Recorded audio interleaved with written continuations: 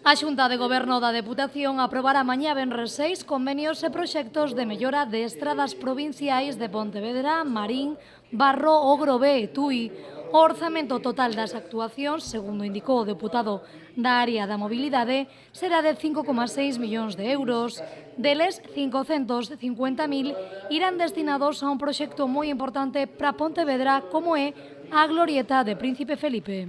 E ali o que se vai facer un replantexamento global de toda a entrada do Príncipe Felipe, non? Se vai facer unha mellora, a parte de non vai ser unha solución só de ordenación do tráfico, senón que vai haber tamén melloras urbanas e de calidade urbana e de preferencia peonil, tendo en conta tamén de que estamos falando dun punto que nas previsións futuras do Concello de Pontevedra vai a pasar a ser importante. Estou falando da ampliación de Montecelo nun futuro, estou falando tamén da Ronda Leste e como quere articular o Concello de Pontevedra toda esa zona, non? Outra das actuacións importantes deste orzamento irá destinada á Rolda Leste e uns traballos que tiveron que asumir esta Deputación ao chegar ao Goberno e que tivo que realizar moitos cambios debido a deficiencias técnicas do anterior proxecto.